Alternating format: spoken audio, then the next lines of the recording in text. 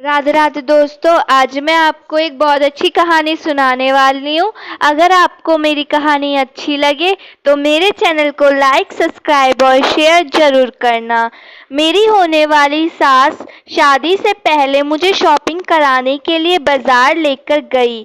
उन्होंने मेरी पसंद का शादी का लहंगा मुझे खरीद कर दिया। तभी अचानक शॉपिंग करते हुए मैं वहां बेहोश होकर गिर गई। मेरी सास और नंद मुझे हॉस्पिटल ले गए, जहां डॉक्टर ने बताया कि मैं मां बनने वाली हूं। यह बात पता चलते ही मेरी सास और नंद ने मुझे बदकिरदार कहना शुरू कर दिया और फिर मुझसे रिश्ता तोड़ दिया और अपने घर चली। नहीं, लेकिन मैं नहीं जानती थी कि यह सब मेरे साथ किसने किया है।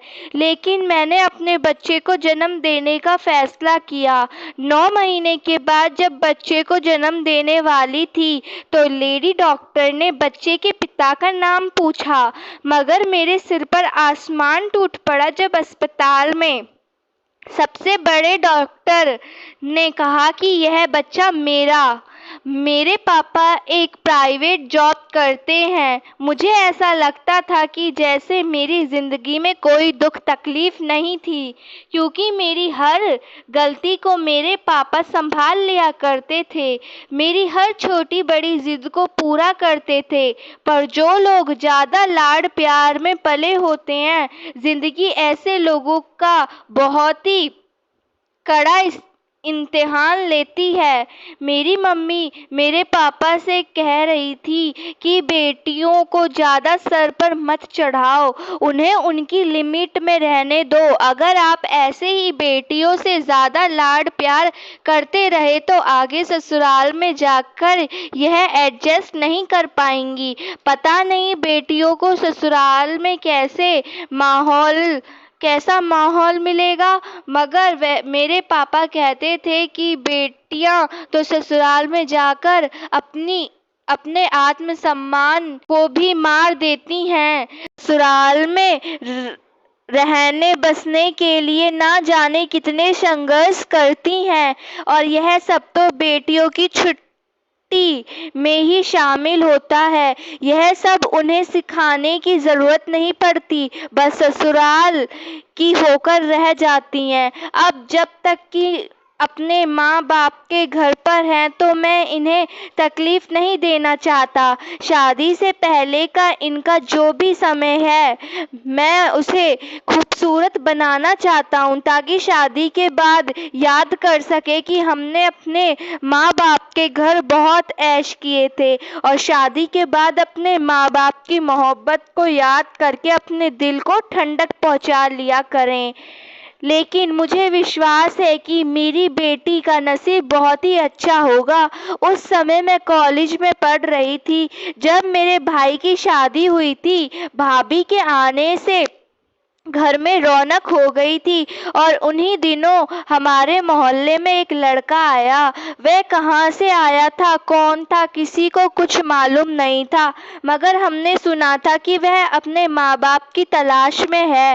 वह हमारे मोहल्ले में ही किराए पर रहने लगा था, और वहीं उसने अपनी एक छोटी सी दुकान खोल ली थी। जब मैं उसकी दुकान के सामने से गुजरती थी तो वह मुझे देखकर हल्के से जरूर मुस्कुराया देता था। मुस्कुराहट के आगे कभी उसने मुझसे कुछ नहीं कहा था। कभी कभी मैं सोचती कि अपने पापा से शिकायत कर दूं, लेकिन फिर मैं सोचती कि आज तक उसने मेरे साथ कोई बदतमीजी तो की नहीं है। गरीब लड़का है, कौन सा उसने से छेड़खानी की है जो मैं बेचारे अपने पापा से उसकी शिकायत कर दूं। लेकिन फिर मैं सोचती कि आज तक उसने मेरे साथ कोई बदतमीजी तो की नहीं है। गरीब लड़का है, कौन सा उसने मुझसे छेड़खानी की है जो मैं बेचारे की शिकायत लगाऊं। पापा बहुत ही सख्त मिजाज के आदमी थे। पता नहीं फिर उस लड़के का क्या हाल करते। धीरे धीरे ऐसे ही गुजर गया। उस लड़के को आए हुए 2 साल हो चुके थे। मैं अपनी पढ़ाई में बिजी थी। मैंने उस लड़के के बारे में सुन रखा था कि वह किसी की नाजायज़ औलाद है, लेकिन मैं कह नहीं सकती थी कि ये सच है या झूठ। मोहल्ले के लोग आपस में सलाह मशवरा कर रहे थे कि इसे मोहल्ले से निकाल दो, हमारे बच्चों पर बुरा असर पड़ेगा। इसी तरह कई दिन गुजर गए थे। उस लड़के ने दुकान नहीं खोली थी। उधर मेरी बड़ी बहन किसी लड़के को पसंद करती थी, मगर पापा नहीं मान रहे थे, क्योंकि पापा कहते थे कि वह लड़का अच्छा नहीं है। मगर मेरी बहन अपनी जिद पर आई हुई थी। जब मेरी बहन ने इस दुनिया को ही छोड़कर चले जाने की बात कही तो पापा भी डर गए। कुछ भी कहो, अपनी बेटियों से बहुत प्यार करते थे और वह अपनी बेटी से हाथ धोना नहीं चाहते थे। पापा ने हार मान ली। मेरी माँ मेरे पापा को समझा रही थी कि इसीलिए कहती हूँ कि बेटियों को सर पर नहीं चढ़ाया करते। अगर आज उसके दिल में आपका डर होता तो वह कभी आपके सामने ऐसे बोलने की हिम्मत नहीं करती। मेरी माँ की बात सुनकर पापा कहने लगे कि मैं आकाश से बात करता हूँ। आकाश पापा के बहुत ही अच्छे दोस्त थे। बचपन से ही उनकी यह दोस्ती चली आ रही थी। दोनों ने आपस में अपने बच्चे के रिश्ते तय कर रखे थे। पापा कहने लगे कि इस मुश्किल समय में आकाश मेरी ज़रूर मदद करेगा। मगर मेरे पापा भूल गए थे कि अब वह समय नहीं रहा जब लोग दोस्ती पर कुर्बान हो जाया करते थे। अब तो दोस्ती भी मतलब का ही रिश्ता रह गई है। पापा के दोस्त ने साफ मना कर दिया कि वह अपने बेटे की शादी अब तुम्हारी बेटी से करना नहीं चाहते। जब वो दोनों बच्चों के रिश्ते हुए थे उस समय बच्चे छोटे थे। बात बहुत ही पुरानी हो चुकी है। वैसे भी अगर हम आपस में शादी करते हैं तो यह शादी हमारे रिश्ते पर असर डालेगी और मैं तुमसे अपनी दोस्ती खराब नहीं करना चाहता। पापा के दोस्त आकाश ने मीठी मीठी बातें कर कर इस रिश्ते से इनकार कर दिया। मेरे पापा को जो इस दोस्ती पर बहुत ही मान था, बहुत गर्व था, वह टूटकर चकनाचूर हो गया था। पापा अब ज़्यादातर समय चुपचाप रहने लगे थे और फिर जब मेरी बहन ने घर से भागने की धमकी दी तो पापा ने बहुत ही सादगी के साथ उसकी शादी वहीं कर दी जहां वह चाहती थी। मेरी बहन बहुत खुश हुई, पर वह खुदगर्ज निकली। अपने माँ बाप के लिए वह ऐसे इंसान को नहीं छोड़ सकी जो उसके काबिल भी नहीं था। जब बहन को विदा किया गया तो माँ ने कहा कि आपसे हमारा और तुम्हारा कोई संबंध नहीं रहा। जिस लड़के की खातिर तुमने मुंह पर कालिक लगा ली, अब उसी के साथ रहना। मर भी जाए तो भी अपने बाप की दहलीज पर मत आना। सारे खानदान में हमारी थू-थू हो रही थी। सारे खानदान वाले बातें बना रहे थे। कोई कह रहा था कि लड़की ने अपनी मर्जी से शादी की है, इसीलिए कहते हैं कि लड़कियों को इतनी छूट नहीं देनी चाहिए। मेरे पापा बहुत परेशान रहने लगे थे और फिर मेरी बहन शादी के 1 महीने बाद मायके आकर रहने लगी और फिर जोर जोर से पापा से माफ़िया मांगने लगी कि पापा आप मुझे मारते, मुझे कमरे में बंद कर देते, पर उस लड़के से कभी मेरी शादी ना करते। उस लड़के ने शादी के 1 हफ्ते बाद ही दीदी पर दबाव बनाना शुरू कर दिया था कि अपने माँ के घर जाओ और उनसे पैसे मांगो और अपने हिस्से की जायदाद भी मांगो। मैं उन पैसों से कारोबार करना चाहता हूँ। जब दीदी ने मना कर दिया तो उसको लड़के ने दीदी को धक्के मारकर घर से निकाल दिया। मेरी दीदी के दुख से पापा बिस्तर से लग गए थे। पापा ने भाई के मशवरा किया और कहा, इस घर में तुम्हारी बहन का जो हिस्सा बनता है उसे दे दो और उससे कहो कि वह दोबारा कभी अपने बाप को अपनी शक्ल ना दिखाए। पापा शायद सोच रहे थे कि जब अब उनकी बेटी की शादी हो गई है तो वह किसी तरह अपने घर में खुश रहे। पापा ने और भाई ने दीदी का जो हिस्सा था वह दीदी को दे दिया। दीदी अपने घर चली गई थी। मेरी दीदी का पति भी कुछ सुधर गया था। उन पैसों से उसने अपना कारोबार शुरू कर दिया। कारोबार चलना भी शुरू हो गया। लेकिन किस्मत की बात की वह एक्सीडेंट में मारा गया। दीदी रोती बिलखती फिर माँ बाप की दहलीज पर आ गई और पापा के पैरों में बैठ गई और रोते हुए बोली कि पापा, मुझे आपकी बद्दुआ ने सुखी नहीं रहने दिया। रात को मैं दीदी के कमरे में आ गई। दीदी बहुत दुखी थी। मैंने दीदी को समझाया कि आप परेशान ना हो, भगवान जो कुछ करेगा अच्छा ही करेगा। लेकिन दीदी, कुछ भी हो, आपने जो किया बहुत ही गलत किया। जब शादी के शुरू के दिनों में ही वह लड़का आपको मारता था और जायदाद लेने के लिए आप पर दबाव बनाता था, तभी आपको समझ नहीं आया कि वह लड़का आपके लिए सही नहीं था। आपने मम्मी पापा की बात ना मानकर अपनी जिद में उस लड़के से शादी की थी। आपने यह कैसे सोच लिया कि माँ बाप को दुखी कर कर आप खुश रहेंगी? जिन जिन माँ बाप ने आपको 22 साल तक अपने सीने से लगाकर पाला, उन्हीं माँ बाप को आपने कुछ ही महीनों की मोहब्बत के लिए त्याग दिया। माँ बाप भले ही अपने मुंह से बच्चों को बद्दुआ ना दे, लेकिन उनका जब दिल दुखी होता है तो यह दुख भरी आह आसमान को भी हिला देती है। मेरी बात सुनकर दीदी फूट फूट कर रोने लगी थी। पापा अब बीमार रहने लगे थे। उनकी नौकरी भी छूट गई थी। पापा ने अपने अकाउंट में जमा पैसों को 3 हिस्सों में बांट दिया था। दीदी का हिस्सा पहले ही दे चुके थे। भाई का हिस्सा भाई को देने के बाद मेरे हिस्से के पैसे मेरी शादी के लिए बचा कर रख दिए और फिर मम्मी ने अपनी एक सहेली के बेटे से मेरा रिश्ता तय कर दिया। मुझे भी वह लड़का बहुत पसंद था, लेकिन बाद में पता चला कि वह लड़का तो किसी और लड़की को पसंद करता है। और जब मम्मी की सहेली को ये बात पता चली तो उन्होंने उस लड़की के साथ अपने बेटे की शादी करने से इनकार कर दिया। मेरी माँ ने मुझे समझाया, शादी से पहले लड़कों को हर लड़की से मोहब्बत हो जाती है, लेकिन जब पत्नी घर में आ जाती है तो वह सब कुछ भूल जाते हैं और सिर्फ अपनी पत्नी के होकर रह जाते हैं।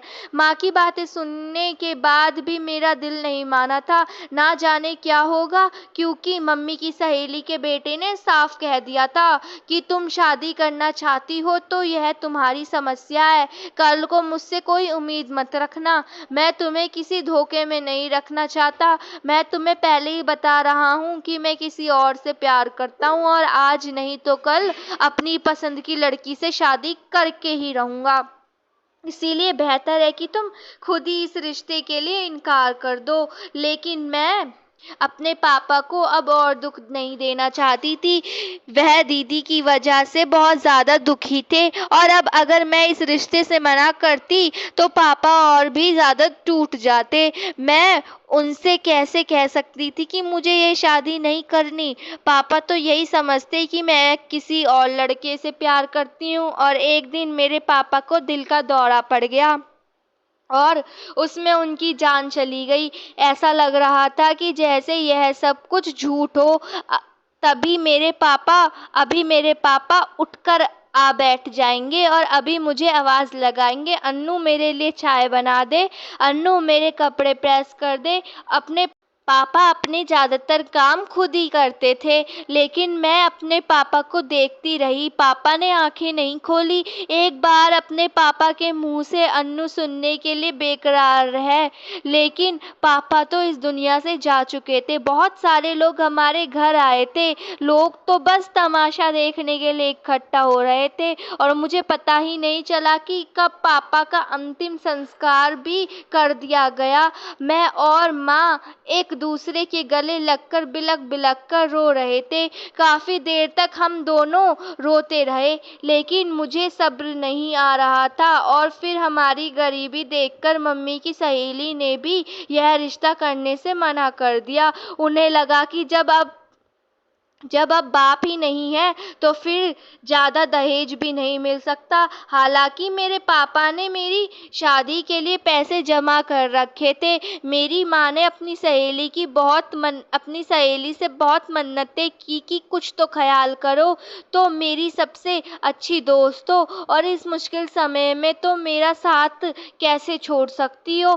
पर मम्मी की सहेली ने कहा कि वह बहुत मजबूर है, वह अपने जवान बेटे को खोना नहीं चाहती।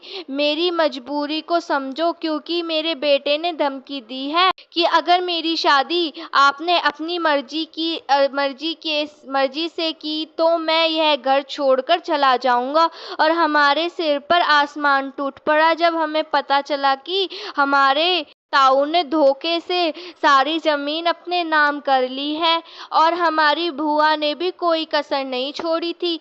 वह मेरी और मेरी दीदी की इधर उधर बदनामी करती फिर रही थी। वह तो हमारी दुश्मन ही बन गई थी। मेरी बुआ ज्यादातर मेरे ताऊ जी की ही बात करती थी। ऐसे मुश्किल समय में मेरी माँ की बहुत हिम्मत बनी थी। कहा था जो लोग गलत बोलते हैं उन्हें बोलने दो, हमें उनसे कोई फर्क नहीं पड़ता, हम उन लोगों से अब रिश्ता ही नहीं रखते हैं। वक्त गुजरता गया और मैं एक कंपनी में जॉब करने लगी, क्योंकि घर में पैसे की ज़रूरत पड़ने लगी थी।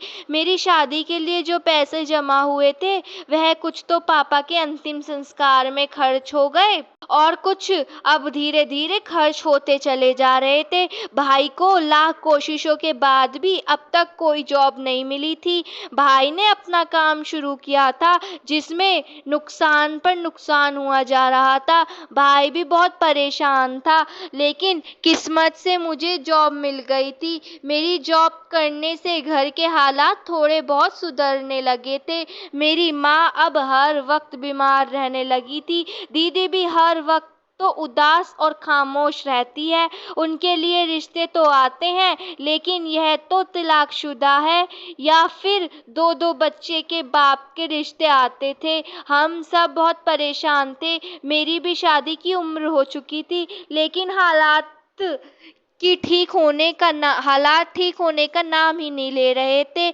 अपनी शादी के बाद भाई जब से बीवी बच्चों वाला हुआ था, वह अपने ही घर में उलझा हुआ था। माँ कैसी है, बहनों का क्या होगा, उसे कोई चिंता नहीं थी। ऐसे में हम माँ बेटी अकेले रह गए थे। सुबह जब काम पर निकलती हूँ तो सबसे पहले अपने पापा की तस्वीर से बात करती। पापा से बात करके दिल को बहुत सुकून मिलता था और हिम्मत मिलती थी। एक अकेली लड़की का यूं बाहर जाकर काम करना, वह भी आज के समय में कोई आसान बात नहीं थी। आते जाते कभी ना कभी ऐसा हो जाया करता था कि कोई लफंगा रास्ते में मिल जाता और मुझे छेड़ कर चला जाता, लेकिन मैं अपने काम से काम रखती थी, ऐसे लड़कों को नज़रअंदाज कर देती थी। और फिर मेरे ऊपर एक और मुसीबत टूट पड़ी जब मेरे भाई का एक दोस्त मुझे धमकियां देने लगा। कहने लगा कि अगर मैंने उससे शादी नहीं की, उसकी बात नहीं मानी, तो वह मुझे कहीं मुंह दिखाने लायक नहीं छोड़ेगा।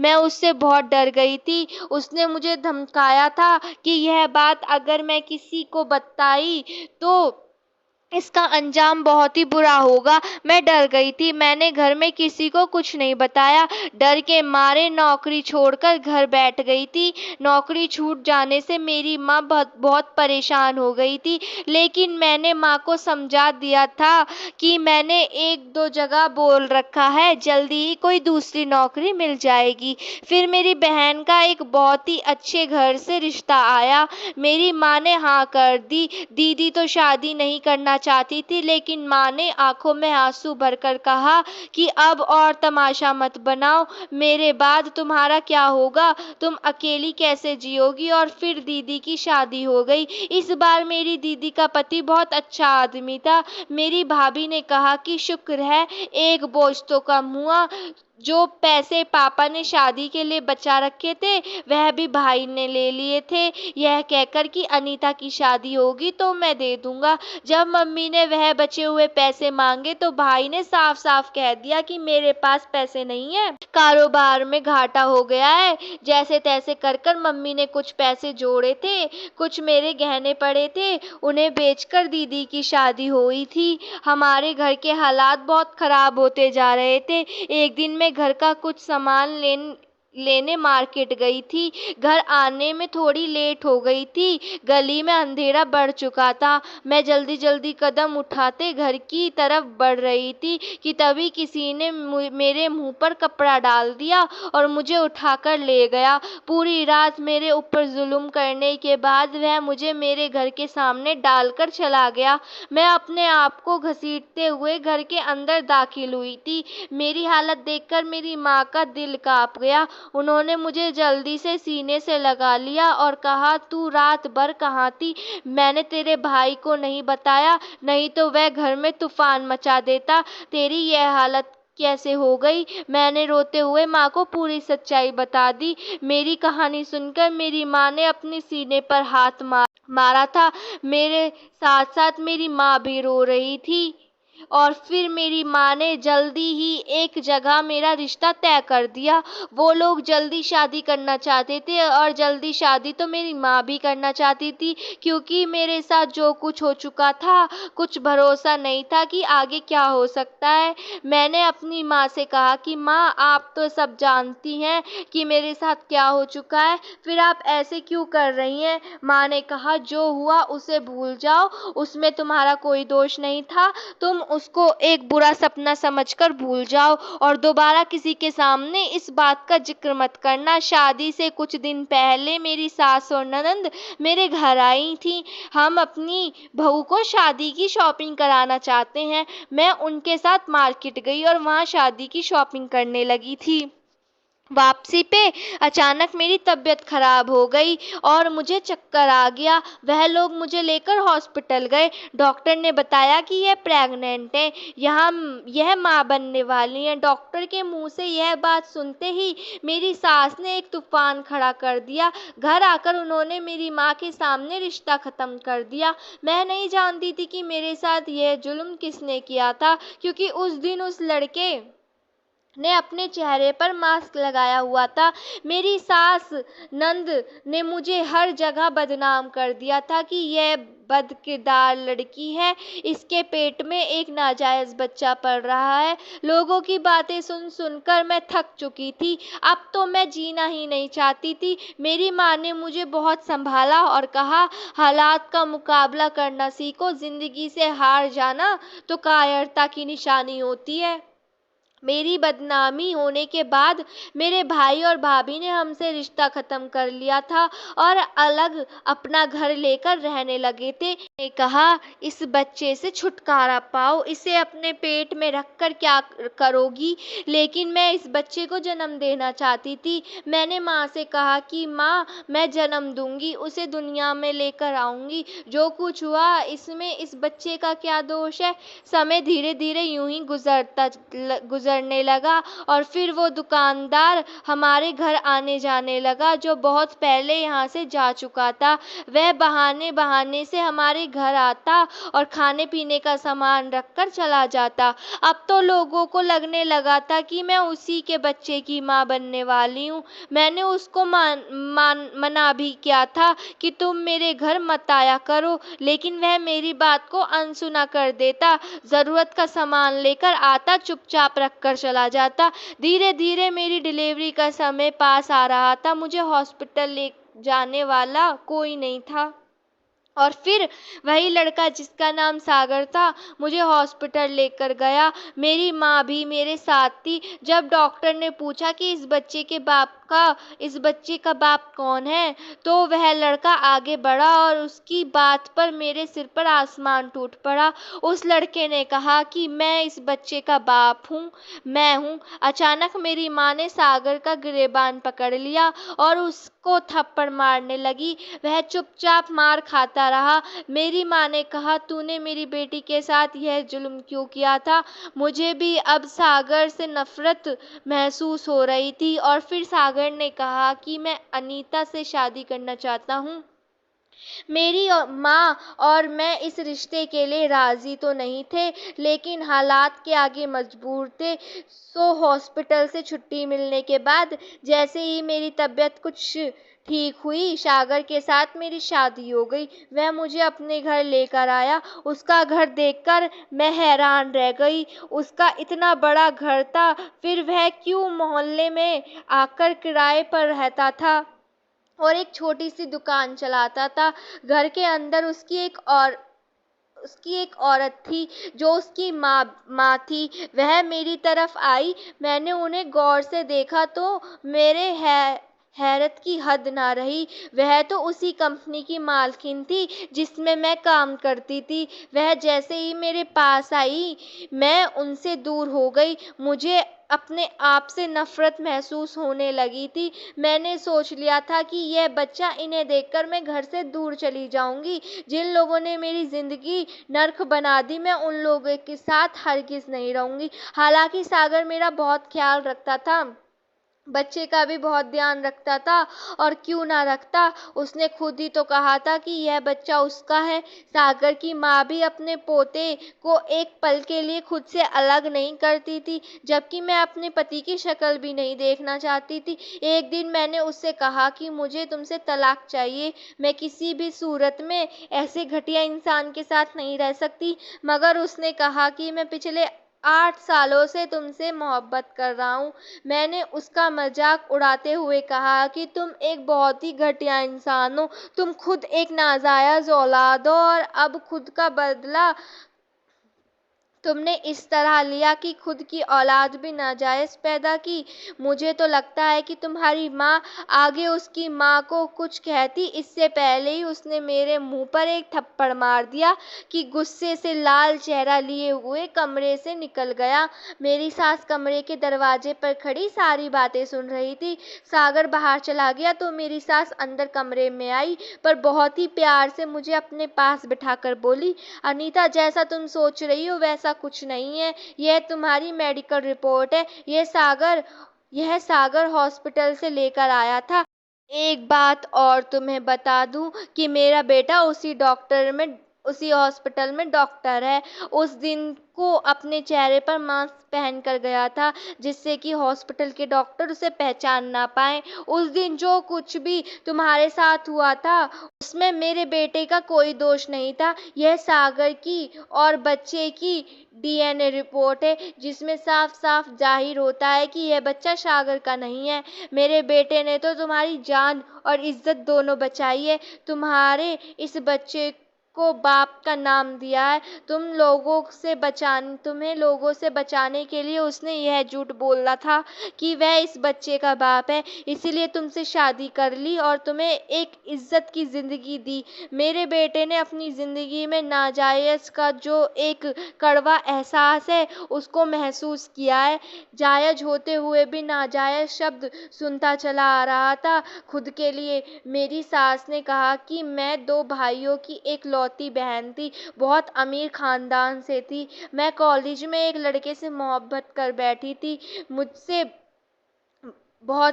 भी मुझसे बहुत मोहब्बत करता था, लेकिन वह बहुत ही गरीब परिवार से संबंध रखता था। वह मुझे समझाता था कि मेरे और तुम्हारे खानदान में बहुत अंतर है, पर मैं अपनी जिद पर आई हुई थी। जब वह अपनी माँ के साथ मेरे घर रिश्ता लेकर आया, तब मेरे भाइयों ने उसे खूब बेइज्जत करके घर से निकाल दिया था। मैंने अपनी मोहब्बत की खातिर अपने घर को छोड़ दिया और जाकर उसी लड़के के साथ शादी कर ली, और उसके बाद हम दूसरे शहर में जाकर रहने लगे थे। हमें वहाँ रहते हुए 2 साल गुजर चुके थे। हम ये भूल गए थे कि मेरे घर वाले मुझे पागलों की तरह ढूंढ रहे थे। एक दिन मेरे बाबा ने हम दोनों को पकड़ ही लिया, और फिर उन्होंने देखते ही देखते मेरे पति को मेरी ही आंखों के सामने तड़पा तड़पा कर मार दिया। एक औरत के लिए उसका पति उसका सब कुछ होता है। मैं उस वक्त पेट से थी और कुछ महीनों के बाद मैंने बच्चे को जन्म दिया। मेरे घरवाले तो बच्चे को भी अपने बाप के पास पहुंचाना चाहते थे। मैं विधवा तो हो ही चुकी थी, लेकिन अब अपने बच्चे को खोना नहीं चाहती थी। तब मैंने उसे अपनी एक जानने वाली के हवाले कर दिया। वह मेरे बेटे को पालने लगी। मैं अपने घर वालों से छुपकर अपने बेटे से मिलने भी जाया करती थी। मेरा बेटा 15 साल का हो चुका था। एक दिन अचानक वो औरत बहुत ज़्यादा बीमार हो गई और उसकी मौत हो गई। जब मेरे बेटे को सच्चाई पता चली कि वह तो उस औरत का अपना बेटा नहीं है, मरने से पहले ही उस औरत ने मेरे बेटे को मेरी फ़ोटो दे दी कि तुम्हारी माँ यह है। मेरे बेटे को लगा कि पता नहीं वह किसकी नाजायज़ औलाद है।